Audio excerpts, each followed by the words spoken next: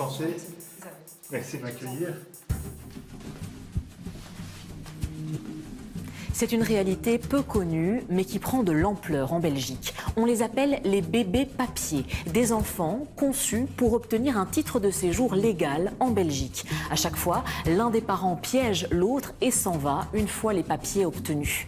Nous avons recueilli les témoignages bouleversants de deux mamans pour qui ce fut un coup de massue. Voici les jours d'après de Valentin Boisgelot. Chaque semaine, c'est votre témoignage que je viens recueillir. Je mène ainsi des enquêtes pour mieux comprendre votre actualité les jours d'après. Cette semaine, je m'intéresse à un phénomène peu connu et qui pourtant prend une ampleur considérable en Belgique. Les bébés papiers, des enfants conçus dans l'unique but d'obtenir un droit de séjour. Un piège tendu à l'un des deux parents qui ignore tout des intentions malveillantes de son conjoint. Qui sont les victimes de ces manipulateurs? Des parents trahis ont accepté de me rencontrer. Mon premier rendez-vous est à Bruxelles. Bonjour. Enchanté. Merci de m'accueillir. Isabelle m'accueille chez elle. Elle est toujours sous le choc. L'homme qu'elle a tant aimé et avec qui elle a fait un enfant a changé de visage du jour au lendemain. Une fois qu'il savait que j'étais enceinte et que le bébé tenait, là, il a commencé à être très, très violent. J'ai accouché le 6 octobre 2010 de la petite et là, c'était fini pour moi. Bébé territoire. Moi, j'étais pas au courant de tout ça. Je l'ai appris au fur et à mesure, en fait.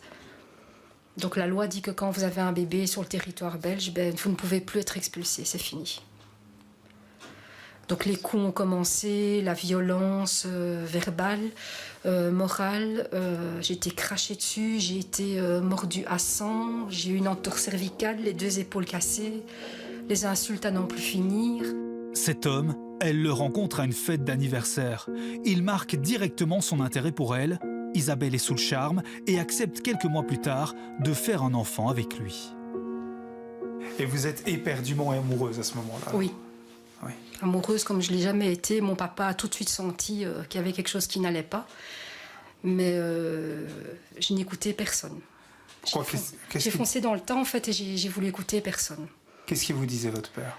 Fais attention, c'est bizarre, il n'a pas ses papiers. Parce que j'ai pas su tout de suite qu'il n'avait pas ses papiers. Il me l'a dit 2-3 mois après, quand moi j'étais déjà dans le bain de l'amour avec un grand A. Et pourtant, il l'a quitté dès la naissance de l'enfant. Aujourd'hui, Isabelle s'inquiète surtout pour sa fille, née dans le but caché du père d'obtenir des papiers. Une enfant qui va jusqu'à détester sa propre identité. Il faut savoir que Lina voudrait changer de nom de famille aussi. Ah oui? Oui. Elle ne veut pas porter le nom de Elle son ne veut père. pas s'appeler comme son père. D'ailleurs, sur ses petites feuilles de l'école, elle marque mon nom de famille. Ah oui. Elle sait qu'elle ne peut pas. Je lui ai dit, tu t'appelles comme ton papa, tu dois marquer ton prénom et ton nom de famille. Mais non, je ne veux pas. Et vous êtes inquiète pour elle, plus tard? Oui, quand même, oui. Parce qu'on va lui demander une explication et un jour, il y a quelqu'un qui va lui sortir que c'est un bébé papier. Ça, j'en suis sûre et certaine. Aujourd'hui, vous voudriez dire quoi à cet homme? Mais qu'il a gâché ma vie, qu'il a détruit 10 ans de ma vie et qu'il a surtout détruit un enfant, qui est un enfant qui doit continuer à grandir comme ça. Le conjoint d'Isabelle a été condamné à 2 ans de prison avec sursis, mais uniquement pour violence conjugale. Devenu père d'un enfant belge, son séjour sur les territoires, lui, est définitivement acquis. Quel avenir pour ces enfants papiers? Pour le savoir, je prends la route direction Liège à la rencontre d'un deuxième témoignage. Une histoire similaire. Violence envers la mère et séparation dès la reconnaissance de paternité. Mais voilà, une nouvelle législation a des effets pervers. Le père doit désormais prouver qu'il s'intéresse à l'enfant. Et pour y parvenir, certains demandent la garde de l'enfant un week-end sur 2. Un calvaire pour la mère et pour l'enfant. Une fois, mon fils est arrivé presque défiguré à sa bouche. Sa bouche était tout gonflée, pleine de sang. Tous ses dents bougeaient et un des dents qui est plus bas que les autres maintenant. Voici dans quel état cette mère de famille a récupéré son fils après un week-end de garde chez son père. Sans soins administrés, des séquelles à vie pour l'enfant. Le rapport médical demandé par la mère pointe également de graves problèmes d'hygiène. Il l'a gardé dans les mêmes vêtements tout le week-end.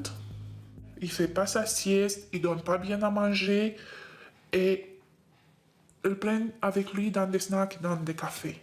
Comment je peux faire encore confiance quand je dis, ok, c'est le week-end de papa, tu vas profiter avec papa, et moi je peux être calme, quand je sais que dimanche je vais, et mon fils, peut-être je le prends dans l'hôpital. Je fais quoi?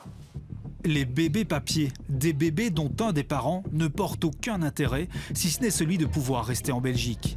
Combien sont-ils? Combien de naissances chaque année? Pour le savoir, je me rends dans une ASBL. Enchanté. Enchanté, bienvenue. Merci de m'accueillir. Je vous en prie, vous êtes attendu. Ah oui, d'accord. Mais c'est ça le problème. Hein, c'est que Alina, la directrice, gère de nouveaux dossiers de bébés papiers tous les jours. Justement parce que... Merci, au revoir, bon après-midi, au revoir monsieur. Au revoir. Oh, voilà, vous êtes tombé en plein dedans. Ça n'arrête pas. Les coups de fil, les dossiers concernant ces bébés papiers. C'est terrible, c'est une catastrophe. En tout cas, je peux vous dire, cette semaine, c'est quasi tous les jours que je suis au téléphone jusqu'à des soirées très tard. J'ai des dossiers avec des personnes qui travaillent en milieu hospitalier, qui sont médecins, qui sont anesthésistes. Je veux dire que c'est vraiment tous les milieux. Il n'y a pas vraiment une catégorie. Je pense que l'être humain est là. À partir du moment où il y a des sentiments, ça touche tout le monde. 5 nouveaux cas par semaine en moyenne en Belgique. Des chiffres alarmants et des autorités qui semblent inefficaces et ferment les yeux. Je suis en colère contre les politiciens parce que, à multiples reprises, j'ai demandé qu'on puisse se mettre autour d'une table parce que la problématique ne se limite pas à Bruxelles, ne se limite pas en France, ne se limite pas à tel pays ou à tel pays. C'est un problème européen. C'est un problème d'Europe, c'est une problématique qu'on nous devons discuter ensemble et pas juste se dire oui, sur le territoire belge, on a refusé les mariages, on a refusé les bébés papiers, il y a cette problématique. Et quoi? Mais c'est pas là le problème est bien plus profond que cela. Alina va même plus loin. Elle en est persuadée, derrière cette problématique des bébés papiers se cache une organisation, un système bien établi. Si ça c'est pas un réseau, c'est quoi? C'est pas un réseau, c'est quoi? Et les gens viennent déjà, ils savent déjà à toutes les portes où il faut frapper. Ils savent même où il faut aller frapper pour être logé, nourri et blanchi. Ce n'est pas juste des dossiers marocains, ce ne sont pas juste des dossiers tunisiens, ce ne sont pas juste des dossiers algériens. Il y a des Sénégalais, il y a des Argentins, il y a de tout. Il y a des Brésiliens, il y a de tout. Donc ça veut dire qu'il y a un commerce là derrière. Je quitte cette ASBL inquiet. Que font les autorités pour lutter efficacement contre ce phénomène? Et surtout, comment aider ces bébés papiers qui grandissent avec le sentiment que leur existence même a été instrumentalisée?